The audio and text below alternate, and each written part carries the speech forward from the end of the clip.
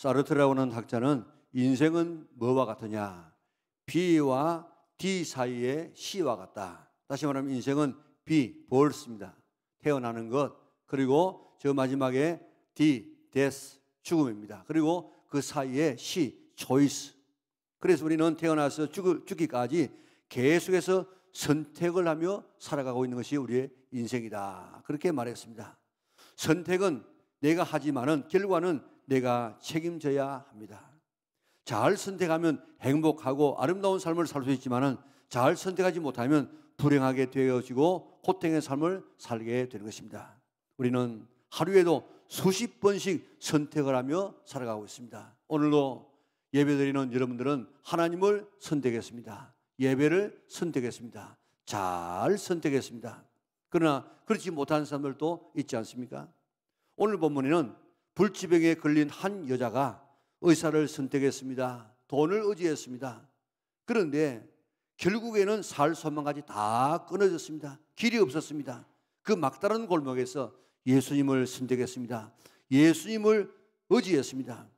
그때 인생이 달라지고 자기의 삶이 달라져서 지금도 저 예루살렘에 가게 되어지면 비아 돌로로사, 그 고난의 이 길에 지금도 이 베로니카의 이런 이 삶이 부조화되어져 있다고요. 오늘 이렇게 여인의 삶을 우리가 배워서 오늘 우리에게는 이런 갖가지 어려움이 있다고 할지라도 우리의 삶에도 이런 놀라운 삶의 반전과 축복이 임할 수 있는 성도들 될 수 있기를 바랍니다. 혈류병이라는 이 질병에 걸린 이 여자는 하혈을 하는 병에 걸렸습니다. 12회를 피를 흘리며 치료해 보고 민간요법도 다 써보았지만 별로 효험이 없었습니다. 그리고 보면은 12년 동안 이렇게 아파도 안 죽는 것을 바라보면 아마 암은 아닌 것 같고 아마 일반적으로 성병이 아닌가 그렇게 생각되어집니다. 병에 걸렸으니까 일반적으로 의사를 찾았습니다. 의사도 오늘 이게 어떤 의사라고 했습니까? 많은 의사를 찾았다고 했습니다. 한 명의 의사가 아니라 용하다고 하는 의사 다 이렇게 찾아보아서 치료를 해보았다는 것입니다.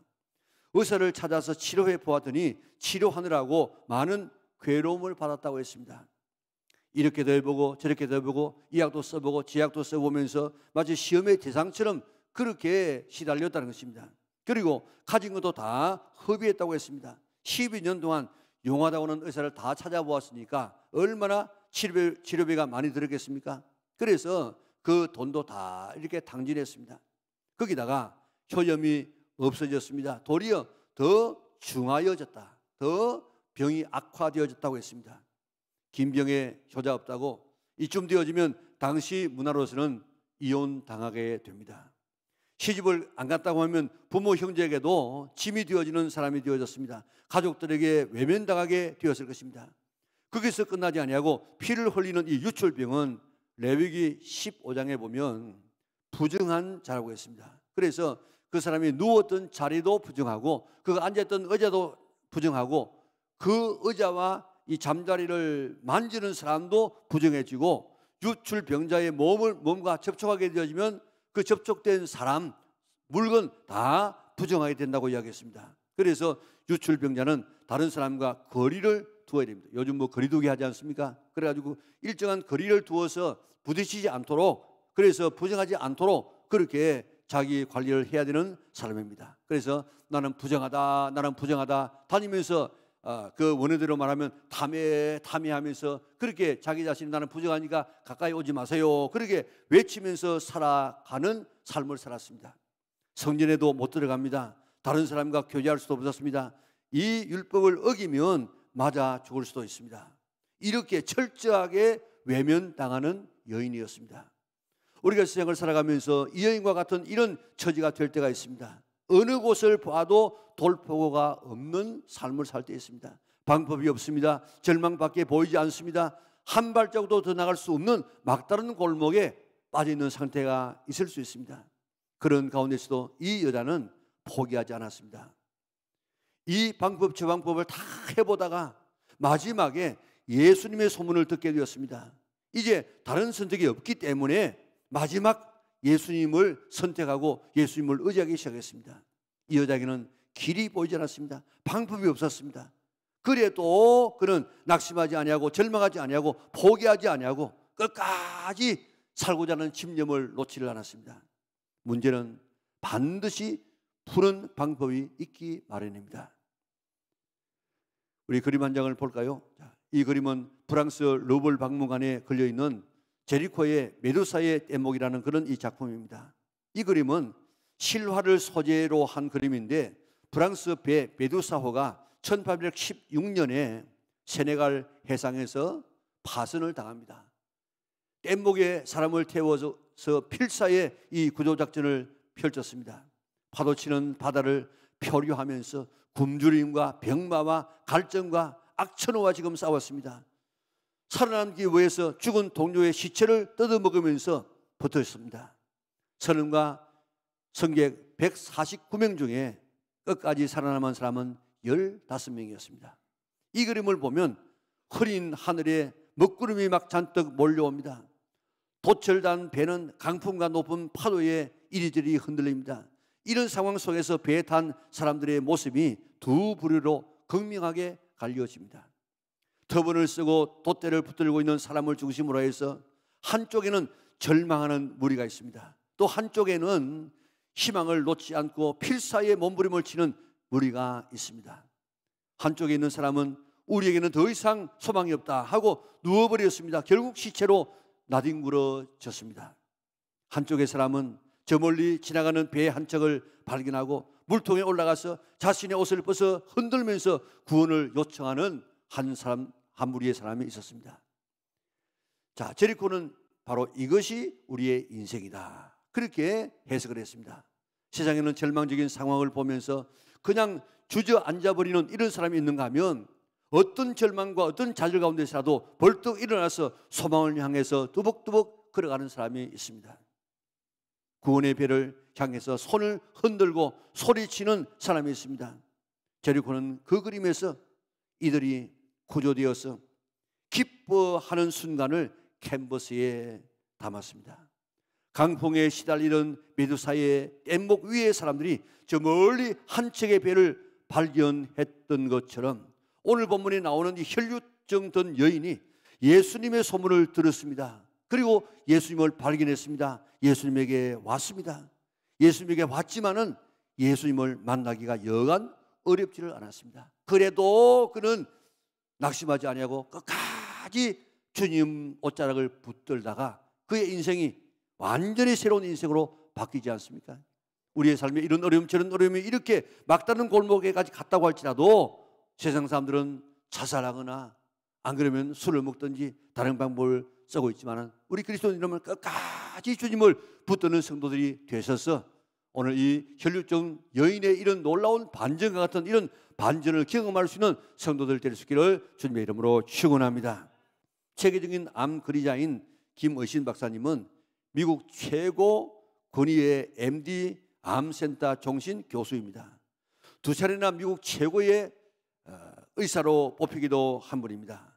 12년 전에 우리 교회에 오셔가지고 간증도 하셨습니다. 이분이 가장 치료하기 힘든 환자가 어떤 환자냐? 우리나라 기혼 여성이라는 것입니다.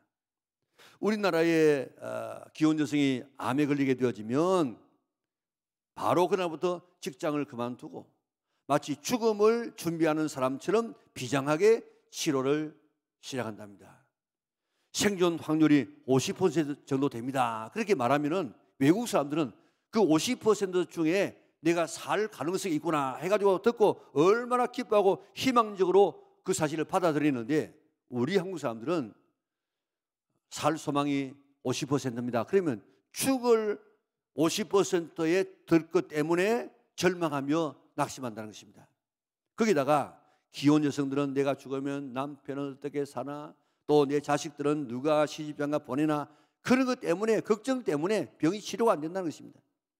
암 치료에서 가장 중요한 것은 마음가짐인데 가족적으로 치료되는 이 사람을 기적적으로 치료되는 이 사람을 수없이 보았는데 대부분이 기독교 교인들이랍니다.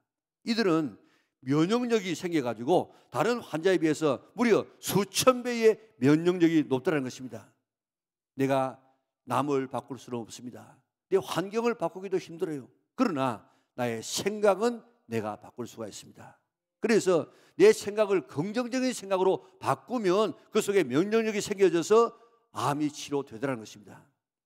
그래서 부정적인 생각을 긍정적인 생각으로, 패배의 의식을 승리의 의식으로, 그리고 실패를 성공의 의식으로, 안 되는 것을 되는 의식으로 그렇게 생각을 바꾸게 되어지면 우리 속에서 자연적으로 NK세포 면역력이 이렇게 나타나서 거기서 낫게 되는 것을 많이 보았다는 것입니다. 예수님에게 가면 나을 것이라는 이런 믿음이 이 여인의 병을 고치게 된 줄 믿으시기를 바랍니다. 예수님은 우리의 아버지이기 때문에 우리의 고통을 해결해 주시기를 원하십니다. 좋은 것 주시기를 원하시는 아버지이심을 믿으시기를 바랍니다. 예수님은 불행한 여인을 행복한 여인으로 바꾸어 주셨습니다. 계시록 5장 12절 거기 보면 천천만만의 천사들이 어린 양 예수님을 향해서 이렇게 찬양하고 있습니다. 한 가지 읽어볼까요? 큰 음성으로 이르되 죽임을 당하신 어린 양은 능력과 부와 지혜와 힘과 존귀와 영광과 찬송을 받으시기에 합당하도다 하더라. 아멘. 예수님은 7가지를 가지고 있어요. 7가지를. 뭘 가지고 있습니까? 능력과 부와 지혜와 힘과 존귀와 영광과 찬송을 가지고 계시는 분이십니다. 그래서 약한 자에게 능력을 주시고, 미련한 자에게 지혜를 주시고, 가난한 자에게 부를 주시고, 약한 몸이 약한 자에게 건강과 힘을 더하여 주시고, 낮은 자를 존귀케 하시고, 죄인들을 영화롭게 하시고, 찬송의 근원이 되시는 분인 바로 예수님은 이런 분이십니다. 예수님은 나쁜 것은 다 가져가시고 좋은 것을 주시는 우리 주님이신 줄 믿으시기를 바랍니다. 자, 예수님은 나쁜 거 다 가지고 가시는데 우리에게 뭐라고 얘기했습니까? 수고하고 무거운 짐 있는 자들아 다 내게로 오라. 내가 너를 쉬게 하리라 그랬습니다. 수고하고 무거운 짐이 뭡니까? 여러분에게 무거운 짐이 뭡니까? 우리의 경제적인 것, 우리의 질병, 우리의 자녀의 문제, 직장의 문제, 이 모든 수고하고 무거운 것들 다 내게로 가져오라. 내가 너희를 쉬게 하겠다. 너에게 평강을 주겠다고 약속하셨습니다. 우리 주일날 올 때마다 마치 이 심장에 들어가는 피와 같이 좀 더러워지고 또 힘이 없는 그런 이 피처럼 심장에 들어가지만은 심장을 통해 가지고 거쳐나가는 피는 동맥으로 힘차게 나가서 또 몸을 새롭게 하는 것처럼 오늘 예배를 통해서 새롭게 되어지고 수고하고 무거운 짐 다 내려놓고 주님 주시는 새로운 이런 능력을 받아서 새 사람을 되어서 오늘 성전을 나갈 수 있는 성도들 될 수 있기를 바랍니다. 11세기경에 제롬이라는 유명한 성자가 베들레헴에서 히브리어로 된 구약 성경을 헬라어로 라틴어로 또 헬라어로 된 신약을 라틴어로 번역을 하고 있었습니다. 그는 빨리 이 성경을 번역해서 예수님에게 드리고 싶었습니다. 한 번은 이렇게 기도하고 있는데 예수님께서 나타나셨어요. 제롬이 너무너무 기뻐서 예수님에게 말씀했습니다. 사랑하는 주님, 제가 주님께 선물을 드리려고 최선을 다하고 있습니다. 예수님 말씀하시기를 하늘과 땅이 다 내 것인데 네가 내게 무슨 선물을 주겠다고 하느냐. 제롬이 말합니다. 제가 성경을 라틴어로 번역하고 있는데 그것을 선물로 드리려고 합니다. 주님 말씀하셨습니다. 네가 정말 나에게 선물을 주겠느냐? 그러면 한 가지만 다오.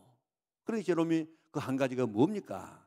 주님 말씀하시기를 네 죄와 고통을 나에게 다오. 그것이 나에게 최고의 선물이니라 그랬습니다. 예수님은 우리의 죄와 고통을 가져가시면 가장 기뻐하시고 의와 행복으로 바꾸어 주시는 분인 줄 믿으시기를 바랍니다.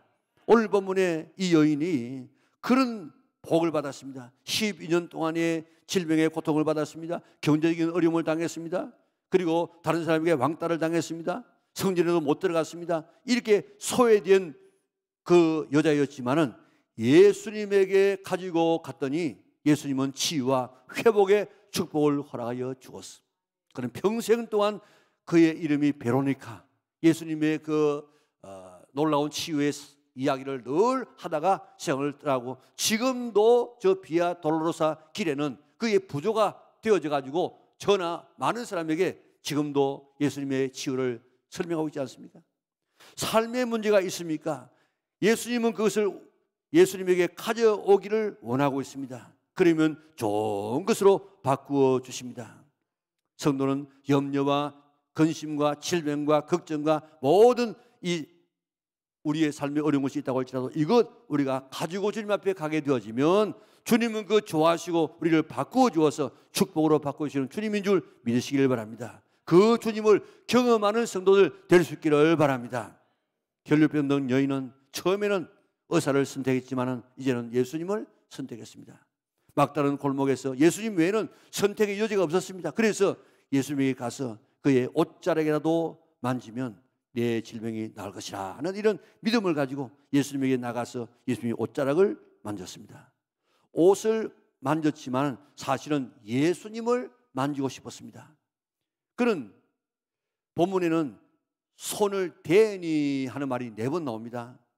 같은 말씀인 마태복음 9장에는 거기에는 대한다는 말을 만지니 그렇게 기록되어 있습니다. 다시 말하면 옷에 손을 댄다는 말은 그저 타치하는 것이 아니고 만져. 무슨 믿음을 가지고 만집니까? 내가 이 예수님의 옷자락만 만져도 구원을 받으리라는 이런 믿음을 가지고 예수님의 옷자락을 붙들었다는 것입니다. 그런데 여기에 옷은 단순히 옷의 끝자락, 옷의 이 변두리를 지금 말하는 것이 아니라 유대인들이 입고 다니는 윗옷에 달린 이 술, 그리고 기도할 때 마치 셔월처럼 이렇게 쓰고 덮는 천 아리에 있는 이런 술, 옷술 이런 것을 말하고 있습니다. 하나님께서는 이스라엘 백성들에게 이런 바깥에 있는 옷이라든지 기도할 때 있는 셔월을 덮어 쓰고 기도할 때 그게 옷술을 만들라고 이야기했습니다. 신명기 22장 12절에 보면 3가지 이유 때문에 그러는데 그 옷에 있는 술을 바라볼 때마다 하나님의 계명을 기억하라. 그리고 두 번째는 이 계명을 내가 행하고 있는가 하는 자신을 돌아보고, 그리고 거룩하게 살도록 하기 위하여서 옷에 술을 달고 그것을 볼 때마다 그것을 기억하라. 그래서 술을 달라고 이야기했습니다. 자, 우리 그림 한번 볼까요? 자, 유대인들은 탈릿이라고 하는 이런 기도 숄이 있습니다. 거기다가 또 윗옷에다가 찌찌트라고 하는 이 옷술을 달라고 이야기했습니다. 옷가를 만졌다는 말은 바로 이 옷술을 만졌다는 것인데, 이 옷술은 15번을 감고 또 13번을 매듭을 지어서 만드는 이런 이 줄이에요. 유대인들은 숫자에 의미를 부여했는데 15이라는 말은 아도나이 하나님이라는 뜻입니다. 그리고 13이라는 말은 에하드 하나라는 그런 뜻입니다. 아도나이 에하드가 바로 이 술이에요. 술.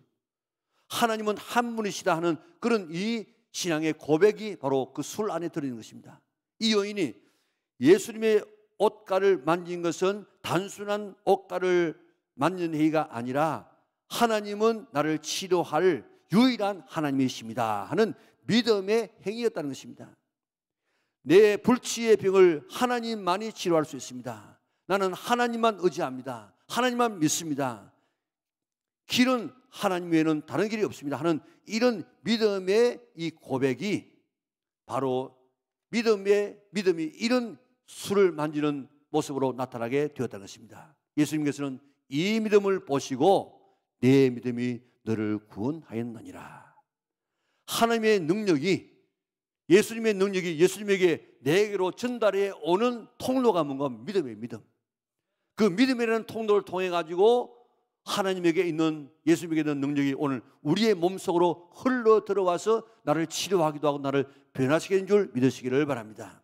이 믿음만 있으면 우리의 삶의 문제는 해결될 수가 있습니다. 이 믿음 가질 수 있기를 주님의 이름으로 축원합니다. 이 여인에게 12해 동안의 고통을 허락한 것은 이 질병을 통해서 예수님만이 육신의 질병뿐만 아니라 하나님이신 예수님 만나서 하나님의 딸이 되라고 이런 아픔을 허락하여 주었습니다. 이런 육신의 고통과 불편함은 하나님을 만나라는 신호인 줄 믿으시기를 바랍니다. 이 여인은 이 혈류증 때문에 하나님의 딸이 되어지고, 그리고 평안할지어다 평안을 허락받고, 그리고 육신의 이 질병에서 치료되는 놀라운 경험을 하게 된 것입니다. 오늘 이 믿음 가지고 주님의 손을 붙잡아서 오늘도 주님이 주시는 이 능력이 우리 속에 막 밀려 들어와서 우리에게는 삶의 모든 고통이 다 해결되는 우리 영락의 온 성도들 될 수 있기를 바랍니다. 심리학자들에 의하면 사람은 항상 자기하고 말을 한답니다.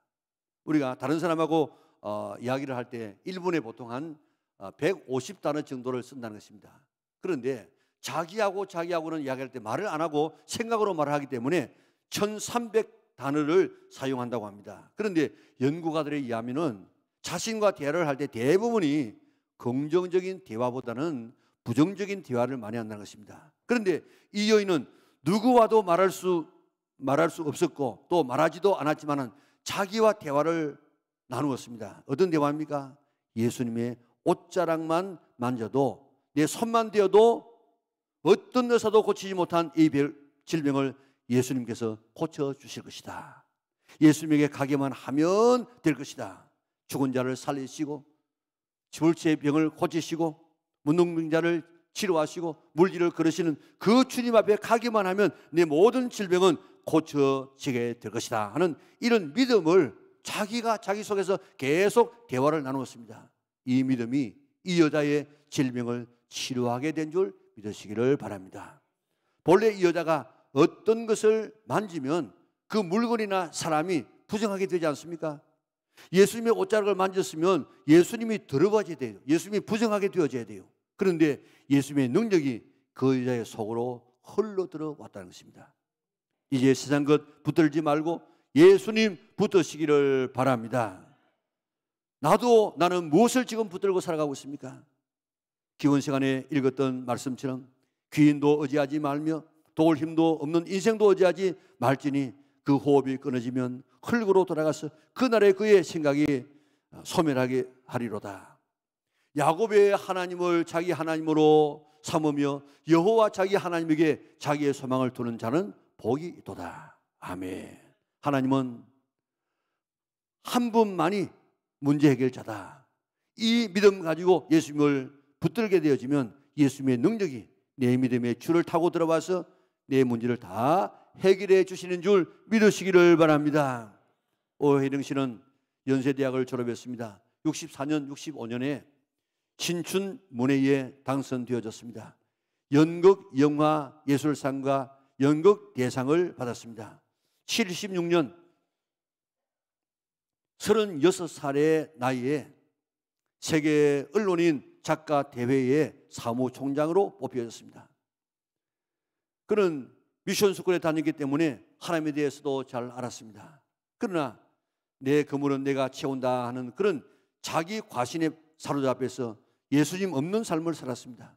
그러나 갑자기 30대 후반에 위암 판정을 받게 되어지고 또 임파선 암 진단을 받게 되어졌습니다.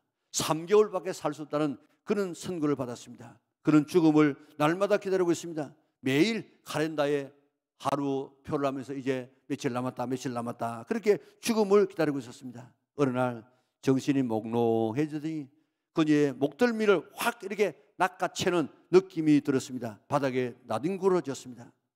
직감적으로 살아계신 예수님이 나를 찾아오셨구나 하는 그 감각이 왔습니다. 자기 죄에 대한 두려움이 엄습해 왔습니다. 이제 붙들 수 있는 것은 예수님밖에 없었습니다. 예수님을 붙들었습니다. 눈물이 쏟아졌습니다. 며칠 동안 화선지에 붓글씨로서 자기의 죄를 씁니다. 쓰고 회개하고 쓰고 회개하고 수십 개의 양초가 녹아내릴 때까지 계속해서 회개를 하는데 3개월 살 것이라고 했던 그가 6개월까지 살아가는데 그때까지 회개가 끝나지를 않더랍니다. 예수님만 바라보면서 그날도 기도하고 찬양으로 혼자 예배를 드리고 있는데 갑자기 오한이 덮쳐오더니 이렇게 하면 죽는 것이구나 하며 몸이 얼어보기 시작했습니다. 너무 추워서 이불을 잡아 당기는데 겨드랑이에 잡히던 임파선 암 덩어리가 그만 만져지지를 않는 겁니다. 어깨에 나와있던 복숭아 씨만한 그런 이 멍어리가 그저 사라졌습니다. 복수로 찼던 배가 꺼지기 시작합니다. 그날 살아계신 예수님을 만나게 된 것입니다. 예수님과의 참된 만남이 이루어졌습니다. 병에서 치료가 되어졌습니다. 가는 곳곳마다 예수님 나를 이렇게 치료해 주신다라고 간증하며 다녔습니다. 예수님은 지금도 믿음의 손으로 예수님의 손을 붙들면, 예수님을 붙잡으면 예수님의 능력이 내게로 흘러 들어오는 줄 믿으시기를 바랍니다. 이 경험을 할 수 있는 저와 여러분들 될 수 있기를 바랍니다.